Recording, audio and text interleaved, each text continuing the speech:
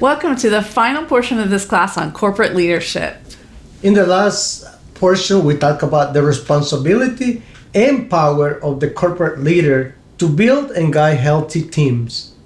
Teams can work together for good or for bad. We see that happening with corporate leaders building cultures and guiding groups to cultivate changes in the political, social, entertainment, and even educational arenas of our countries. And sometimes those cultures change are not beneficial and are even detrimental to society. That's true. In the last portion we saw in Genesis 11, the united effort of a team that was so powerful to plan and build the Tower of Babel that even God says working together in unity, nothing they plan to do will be impossible. And since their objective was to exalt themselves and not in line with God's heart, he gave them different languages, creating a communication barrier to their unity. One important aspect of corporate leadership is building culture with your group or team. Culture is the learned pattern of beliefs, attitude, values, product, and custom shared by people. Culture is the software or mindset that is being programmed into the group of a people for shared consciousness. That's such an important definition of culture that we're going to repeat it, okay? Culture is a software or mindset that is being programmed into a group of people for shared consciousness. Culture is the way, why, and how the group functions. And whether they recognize it or not, every organization, group, or family has a culture. And if we aren't building and developing our culture, we will fall into the culture being promoted through news media, education, entertainment, government. Yeah. Culture is the tangible expression of what we are individually and as a group. And the development, expression, and protection of a group's culture is important and worthy of our commitment. Culture helps maintain the vision intact so that the purpose and objective of the group doesn't get diluted or changed from its original intent. If your objective is to build a building, it will require continual maintenance to maintain it in good condition. In the same way, a healthy culture aligned with vision will maintain the vision and objective of the organization pure, strong, and healthy. Choices produce results, and choices are made based on beliefs. Beliefs develop the culture. Leaders build a culture that shapes the beliefs of the members and therefore naturally moves them toward choices that accomplish the vision or objective. Plato said, "Let me be in charge of the music for a generation, and I will control Rome." Music, entertainment, news, education, and social media are all powerful change agents in the culture of society as they create experience that shift and shape beliefs. Think about it. Many years ago, you will not find a store open on Sunday in the U.S. Today, it is the exception rather than the rule that a store or restaurant will close on Sunday. What caused that shift or change in the culture? The choices of the people change when the beliefs of the people change. Years ago, Sunday was considered a day to rest, to go to church, and be with the family. As beliefs change and people choose to spend or make money working in stores on Sunday instead, and the culture shifted to accommodate. Yeah. You may have the most powerful, important vision in the world with a perfect strategy to achieve it, but if your team members do not believe in the team, its leader, vision, or strategy, you'll likely not achieve your objectives. Just having hands and feet executing the strategy is not enough. You must touch the heart and minds of your team with the power of the vision and the importance of a strategy. As we said, culture is shaped by beliefs, and beliefs are shaped by experience. I'm going to say that again. Culture is shaped by beliefs, and beliefs are shaped by experience. Experience changes beliefs. You can know something in your head, but that's just information. When you have an experience that reinforces what you know in your head, that knowledge becomes a belief in your heart. Yes. So then if you want to change the culture of your group, you need to change their beliefs. And to change beliefs require creating experience that reinforce the beliefs of the culture you want to build. A culture is transferred from generation to generation by education, by example, and the repetition of it. It can be month after month, day after day, year after year. That repetition establishes it in us. For example, it's part of the culture in the United States to celebrate Thanksgiving and eat turkey the last Thursday of November every year. Yes. In my country, they don't celebrate Thanksgiving, unfortunately.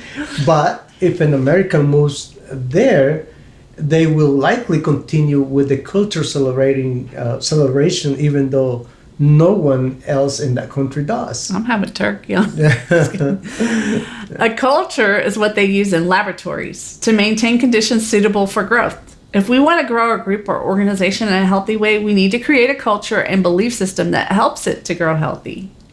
Leaders drive culture change either positively or negatively by transforming beliefs that affect individual choices and decisions. Mm-hmm. And if leaders don't establish and protect the culture of their group, then others or society can and will establish their own culture in that group. Mm-hmm. Build into your team habits or experience that create and maintain the culture you desire. Mm-hmm. We have 2 grown sons who are married with kids, and we are blessed to have them close by our house. And so we have developed a monthly time that we call it Family Day, where we get together with the goal of connection as family. Each month, a different member gets to plan the day's activity and decides what we eat and what we do. Mm-hmm. And in this way, we strive to honor the differences in each member of our family and stay connected, even though our kids are grown and we each have our own family lives and personal goals. Family is, and staying connected is a culture value for our family. We end each family day by embracing each other, and not just us, but the full majesty of Christ, and entering into his presence through thanksgiving, worship, and prayer. Embracing the full majesty of Christ. Have you heard that before? It's our personal and ministry goal, which we've also established for this journey. Mm-hmm. The goal is to daily embrace the full majesty of Christ, learning to enter into his presence in order to be transformed to his image and reflect his glory, power, and kingdom to the world. Imagine if the body of Christ corporately created a culture where we were encouraging one another individually and corporately to daily embrace the full majesty of Christ. Yeah. The body of Christ would reflect God's image on earth powerfully and manifest his glory, power, and kingdom to the world. Then the earth will be covered with his glory, like the scriptures say, like the waters cover the sea. As leaders, we need to transform our culture to create a culture that enables us to achieve the vision. Mm-hmm. What are the 3 to 5 key cultures or beliefs that you want or need to establish in your group, team, or family? Good leaders won't make everybody happy. Mm-hmm. I heard it said one time, if you want to make everybody happy, buy them ice cream, but don't be a leader. It's impossible to please everyone on a team because each one will have different maturity levels, different expectations, different personal agendas, or unhealed hurts and frustrations from the past. As a leader, your job is to do your best to develop each person individually while guiding them toward the team objective. Many organizations, marriages, families, and even churches struggle with high level of anxiety, confusion, unclear communication, and disunity because there is a little or no trust.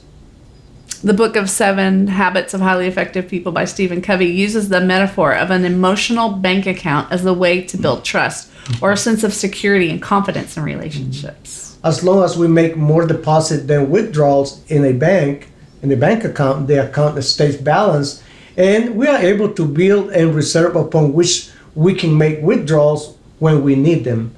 In the same way, we can increase the balance of our emotional bank account with others and our team through things like courtesy, kindness, being honest, and doing what we say we will do.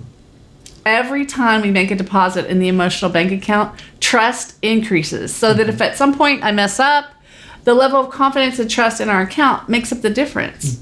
When others have a high level of trust in us as leaders, it makes communication easy and effective. If the emotional bank account has a low balance or it's overdrawn because the leader's been disrespectful, negligent, dishonoring, then communication will be difficult and unity will be affected. Yes. Some ways that we can make deposit to build more trust in individuals and groups are: number one, make every effort to truly know and understand each of your team members and what matters to them. 2, keep your promises. Do what you said you would do. Be true to your word. 3, clarify expectation. Everyone thinks differently. Don't give vague instructions, but be specific about who will do what and how and when it is expected to be completed. And that will eliminate confusion and frustration. It might get easier. It might be easier just to assume, oh, everyone knows what to do. But it can save a lot of time and frustration and effort to explain and redo things later if there's a clear understanding of expectations up front. Yeah. Number 4, personal integrity build trust, and lack of integrity create a large withdrawal from the emotional bank account. Yes. Integrity includes saying the truth, but it also means that your actions and attitudes align with what you say. Number 5, when we're kind, faithful, and defend those not present, it builds confidence in those who are present. It's how we treat the one that will transmit our character to the 99. Number 6, do not take advantage of the group or group members for your personal benefit or purpose. And 7, please apologize when you are wrong or make mistakes. That requires a lot of character, courage, humility, and personal leadership to make a genuine apology. But it puts huge deposit in the emotional bank account. Corporate leaders build and empower groups or teams. They're constantly leading the way, clearing a path and removing obstacles for those who follow. Leaders pay a price, cutting a path that eventually becomes a paved highway for others to travel to the team's destination. Leaders organize and develop teams around their strength and giftings and focus people around their priorities of the group purpose. Leaders clarify vision and the strategy and equip and empower individuals for the execution of it. Then they get out of the way and let the team work towards success. That's right. An important facet of leadership is multiplication. Did I say that right? Facet. Yeah. Without preparing and developing new leaders, eventually someone will have to start over again. Yeah. When we pass healthy leadership on to a prepared generation, the group can continue to build rather than have to start over. Leadership isn't pushing or controlling, but inspiring. It isn't giving orders, but asking questions. It is not criticizing, but giving honor, respect, and support. The only way to build into the future is by investing in the development of future leaders. Always keep in mind this, that we are here to build God's kingdom, not our own. And be sure and join us in the next class where we talk about kingdom leadership.